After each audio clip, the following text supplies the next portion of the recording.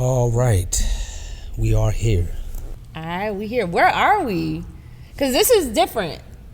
Yeah, it is different. I like it. What do you?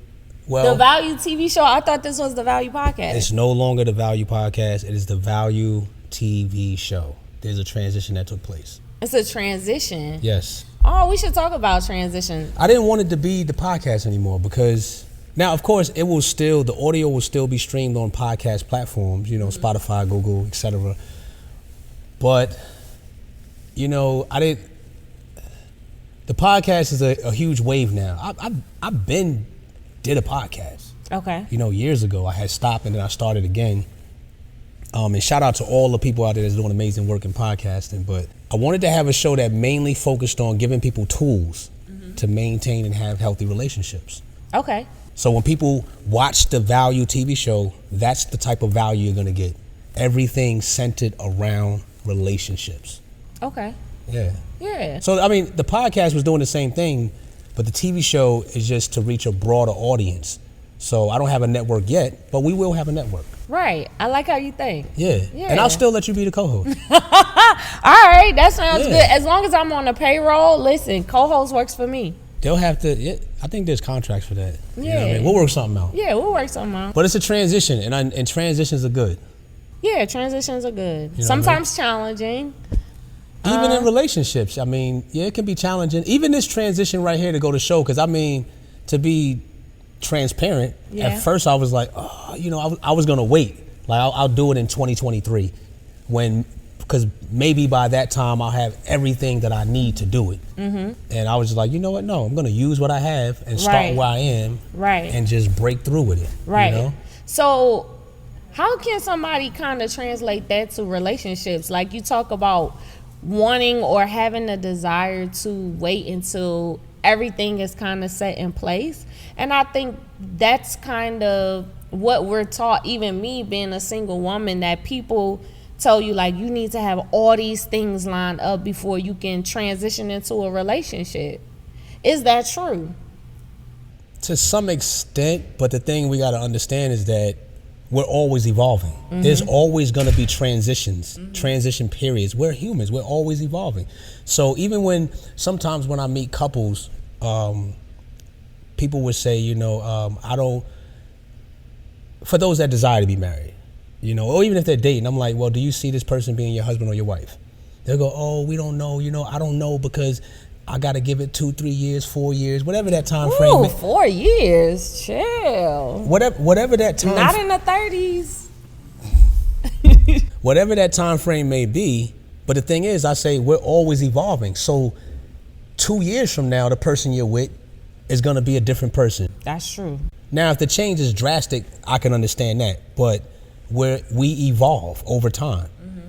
So to make that somewhat of an excuse, like, oh, I don't want to commit to this person long term because I don't know who they're going to be. I got to give it time to make that transition from being his girlfriend or her boyfriend to her fiance or her husband or his fiance to his wife. Mm-hmm. And that's why I say most of us just like the idea of relationships. We don't like the commitment, the work, or the responsibility that comes with it.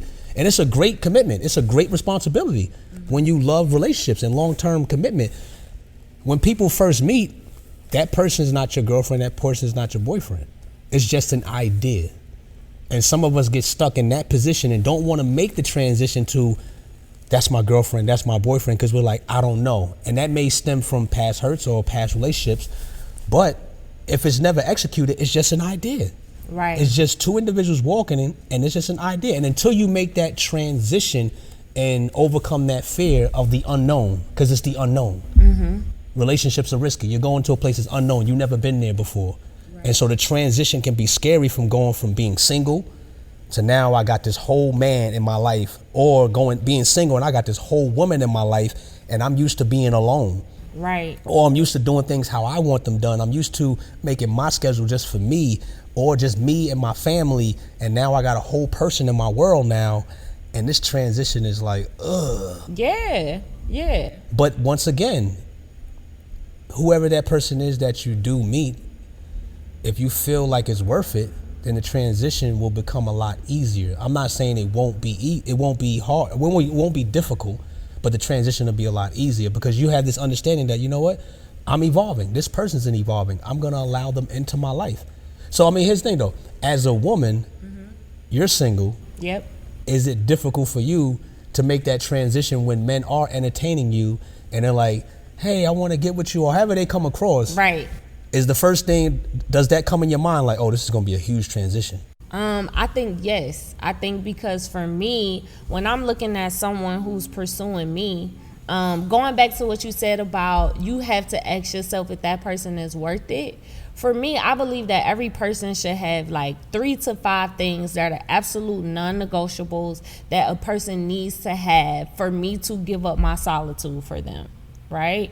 So like for me, it's not so much of those 3 to 5 things are subjective based on who you are as a person. Like obviously, number one, you have to have some type of value system. So not just like a lot of times people say this person needs to love God. Yeah, you can love God, but still have a very different value system than I have. Like, do you believe in family? Do you believe in spending time with family?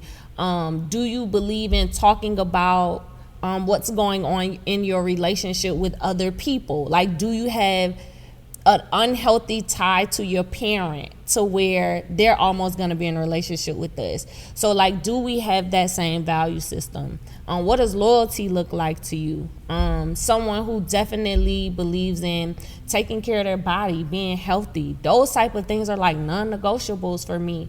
So for me to weigh if this person is worth it, the really big question is, do you have enough value that I feel will add to my life that will make me change up my routine? I love my routine. I'm a single woman. I am not discontented. I'm very contented. I have a great job. I live in a nice place. I do the things that I love to do with my family, with my friends, by myself. I'm not like, sometimes as women, we wait to do certain things that we want to do because we want to do it with a mate. Now, with these things, like going on a trip, would it be better with a mate? Absolutely. But do I really want to give up my getting off from work or coming home and not have to worry about talking and engaging with someone on the phone or checking in with someone, not from a sense of, oh, I need to ask permission, but you have to be so intentional. It's difficult being intentional with yourself sometimes when you're busy. You have projects, you have all this stuff going on. Do I have the capacity to make sure I'm intentional and engaging with someone else? And I like being able to not have that intention, So for me, it's like your worthiness is based on, sir, can you make me want to give up this level of solitude my day because I love my routine? If you don't have that much value that I feel like you're gonna make that better for me, you're not worth it for me. So you're sounding like you're very intentional about the transition. Yeah. Of going from single to being in a relationship. Mm-hmm. That's actually a healthy answer because some people aren't intentional. So therefore, then the transition seems scary or like I don't know if I could do this because I'm used to this routine. Yeah. But if you're intentional, that means the person you meet, you can have a different type of dialogue. Yeah, and you should be intentional because I think sometimes when you meet somebody, it's all about like bringing your best self and not really wanting to tell them what you really want because you're afraid if you tell them what you really want, they won't be willing to compromise. But I have to be very honest about that up front because I'm not going to have the capacity for it in a relationship. And at my age, I'm 36. I'm not trying to like just be serial dating, get into a relationship. Oh my God, this doesn't work out. Okay, let me hop into another one. I'm not trying to do that. I want to be as intentional up front, like be more proactive than reactive. So I think that's important when you're navigating transition from single to in a relationship. Be proactive. Don't wait to tell that person, hey, I'm going to be honest with you. I can definitely talk to you and things like that, but I have a lot of things going on right now. So that how much time do you think is feasible time for us to spend together?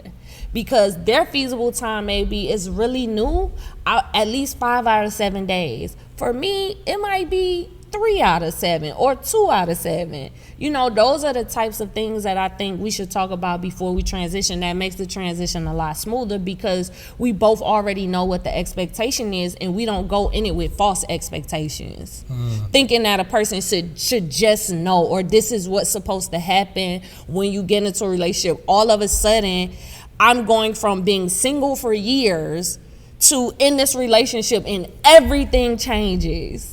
That can be such a, like, almost a culture shock. Like, where am I? Yeah. I could see that being one of the things that keeps us from making that transition, especially from a woman's perspective. We're talking about how it starts. I'm gonna address from my viewpoint and from real life experience of sometimes when you're in it and it ends. Yeah, because you went through a divorce before, right? Right, so you're in it, it ends, and I talk to a lot of couples, whether it's the man or the woman, and there's this transition from being divorced to stepping back out into the world. How was that?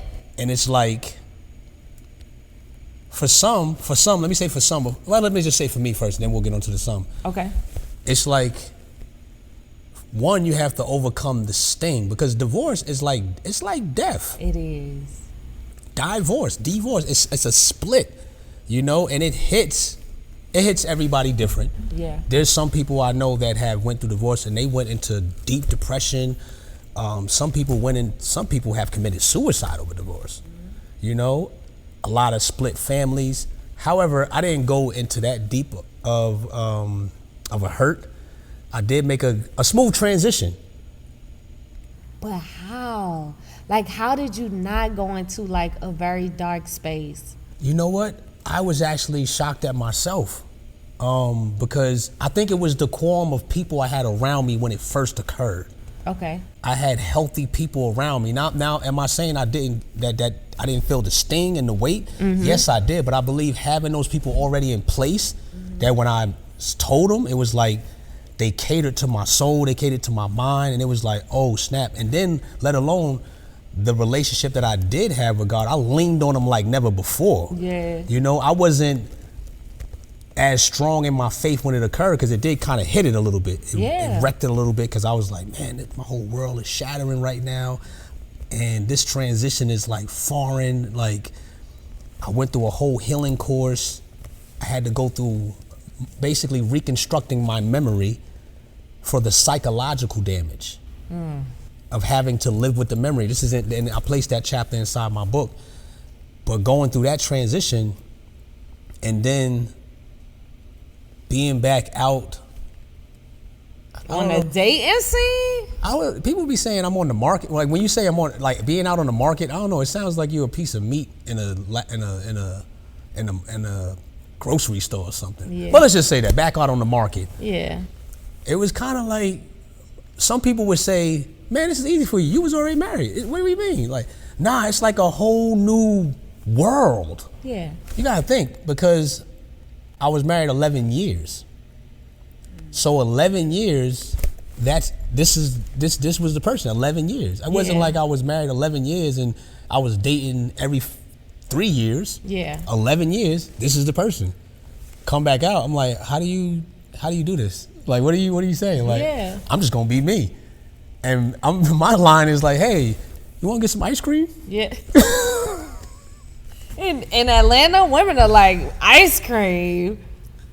Or I like smoothies, so I wouldn't, or tea. Yeah. Hey, you wanna grab some tea or a smoothie? Yeah. You know, like. So what was the most challenging? Because I cannot fathom a divorce. Like, when I went through a breakup, it took me like 3 years to detox from it. 3 years to detox from it. So a divorce, like, what was the most challenging part about getting back out there and transitioning back to being a single man? Because 11 years is a long time. I think the most challenging part was living with the memory. I can't stress this enough, that this chapter in my book, because the memory I had to overcome. It was not being erased. So the memory of what occurred, triggers in life would bring back these memories. And so I was telling myself our famous slogan that we all use is I'm okay. Yeah. But it would be, I'll maybe be at an event and a certain song come on or somebody would say something and it would trigger that memory. And in that moment, I'm trying to be excited, but I'm not excited about the moment anymore because this memory hit me.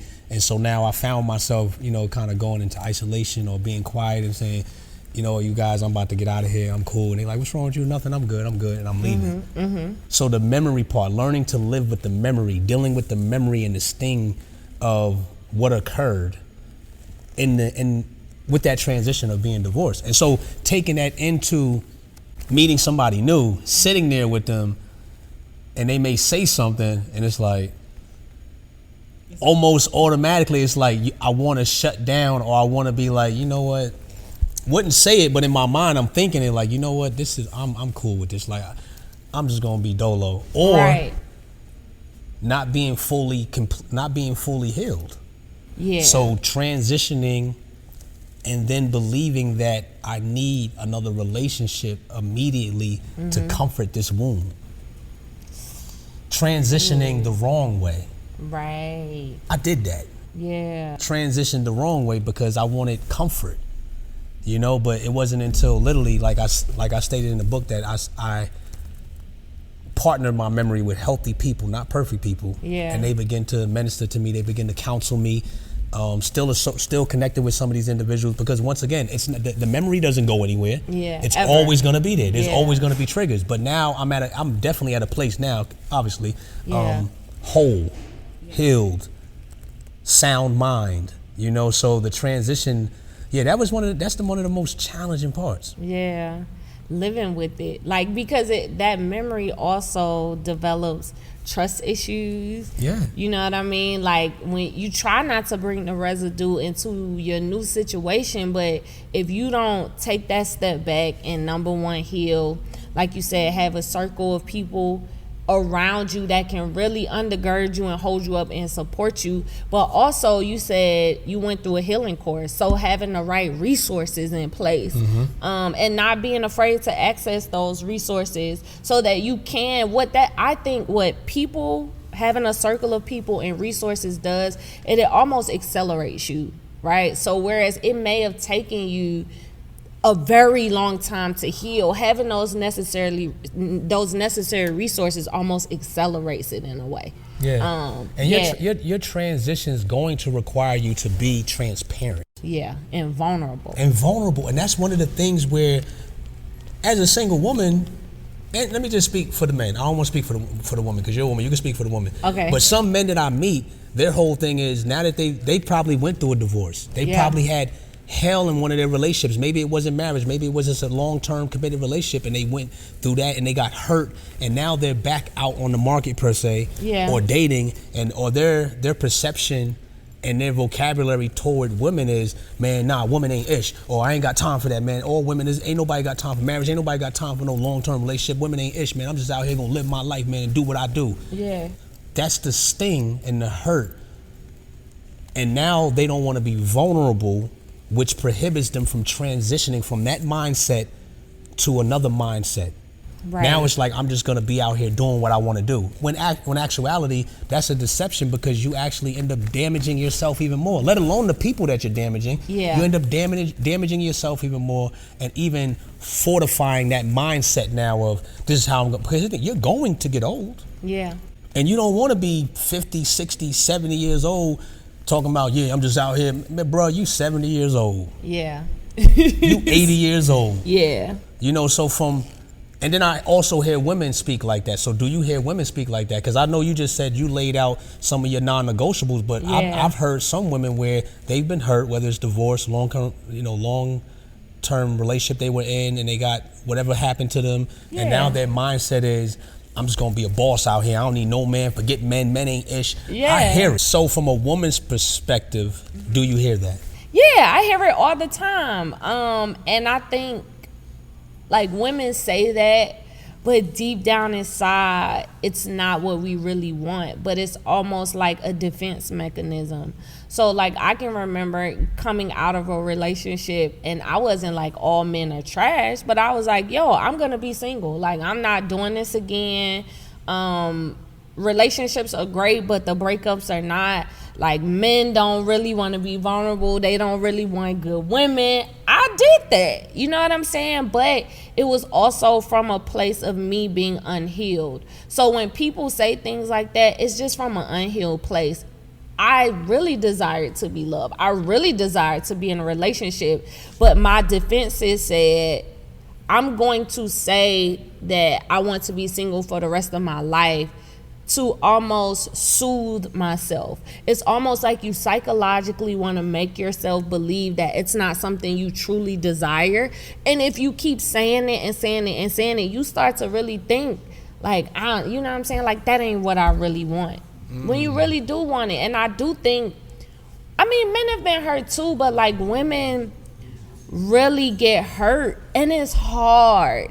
And I think people tell us, oh, you just need to let that go. You know, you just need to heal. You need to move on. Like, that's like, I had somebody tell me, like, that's life. It happens, right? Yeah. And so in that season of that, I had to dig really deep and face myself and say, what about relationships trigger me to every time somebody asks me, like, oh, you're single? I'm like, yeah, I'm single. I'm going to be single for the rest of my life.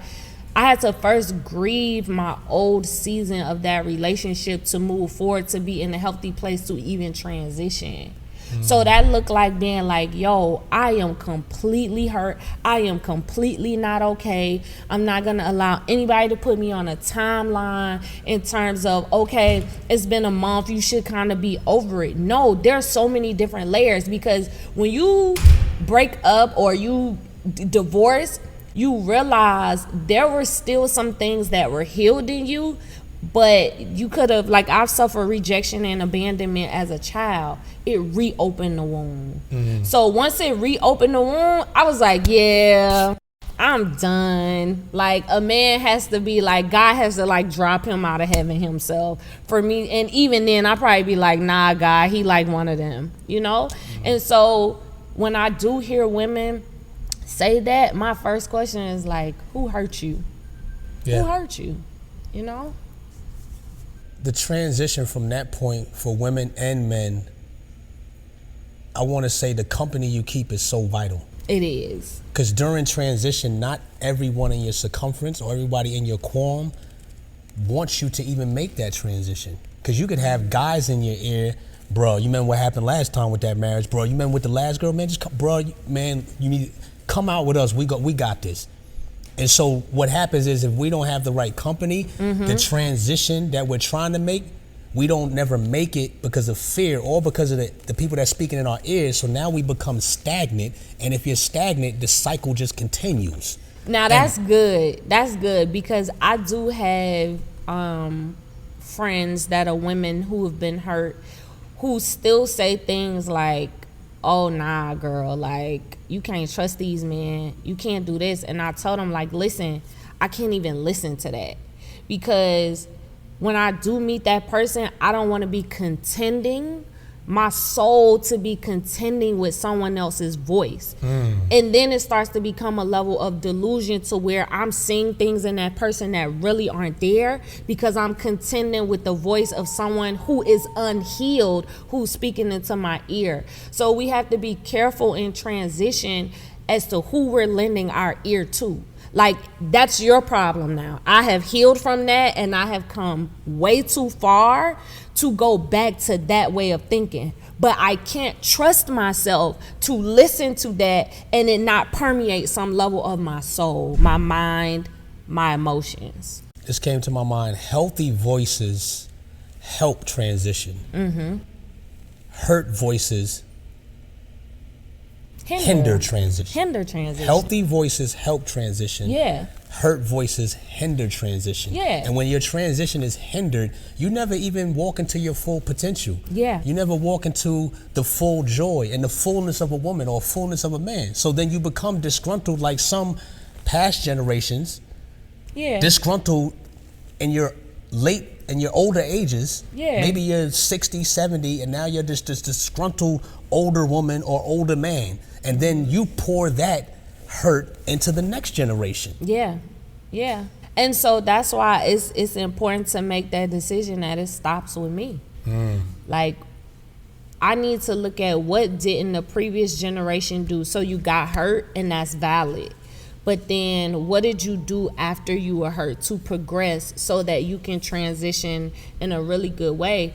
My father and I had a conversation a couple weeks ago, and I was asking him about like his relationship and being married and divorced. And I asked him, I was like, Dad, what do you wish you would have done? Like, is there anything you could have done prior to getting married that would have maybe changed the outcome? And he was like, you know, in my mind, I wanted to do the right thing. I wanted to be a great man, but I didn't have the tools to do that. I knew I wanted to, but I didn't really know how to, you know? And so that getting around, like, he was never around men who had healthy relationships. Sometimes it's not even about being around people who just talk to you about it, but just being around an environment that cultivates that in you. You see healthy relationships, or you see people in marriages that say, hey, it's difficult, but these are some of the things that we do, you know? Because a lot of married people that I talk to, they're like, oh, girl, stay single as long as you can. And I'm like, you don't enjoy being married? You know, it's like, let me find some people who have, it does not have to be perfect, but someone who says it's hard, but I wouldn't choose to be single over being married. Like, give me those type of people, you know? And so my prayer for anybody who has the desire to transition is to get in an environment that almost innately cultivates you, you know? Someone who is going to call you out on your stuff, like, no, you saying that's a red flag in him, no, that's some residue of rejection in you that you need to really deal with. And that's become one of the whole cliche terminologies that's being thrown around in our society today, is the red flag scenario. Everything's not a red flag. It's not. First, here's the thing. It may be a red flag, but is that a red flag in that person, or is that a red flag in you? That's the real question. Because we putting a red flag on everybody. Yeah. Is it a red flag in you? Yeah. Is it you looking in the mirror and like, oh snap, I see a red flag? Yeah. Because we always want to put the red flag on somebody else. Yeah. I mean, and I do think we should self-identify the red flags within us. If you meet a person, or you're transitioning in a relationship with a person, and the first thing they do wrong, you're like, oh, see, I'm done, da da da, and it's like, you haven't even talked it out, you haven't even, you know, kind of processed it. That's something in you. That's not them. So identifying your own red flags will be crucial. Yeah, you need to self-identify. Transitions. Wow. Yeah, for sure. You know, look at some of the unhealthy thought patterns that you have, or some limiting beliefs that you have regarding relationships. Do you go into it, you'd be surprised how many people transition into something already with the thought of, this isn't gonna work out. You know? You have to challenge yourself on those types of things. You full today. You full today. You know? Well, we about to transition into a commercial. All right. And we're going to get out of here on the Value TV show. What you think about the TV show, man? I mean, I love it. Yeah? I love it. You brought the rhinestones, we sparkling, the leather, you know. Little sparkling. I got makeup on today. Little something, you we know what I mean? leveling up. Listen, man, for all the people that out there watching all over the world, the Value TV show, I thank you for tuning in. Catch me and Lashunna another time, another episode. You heard?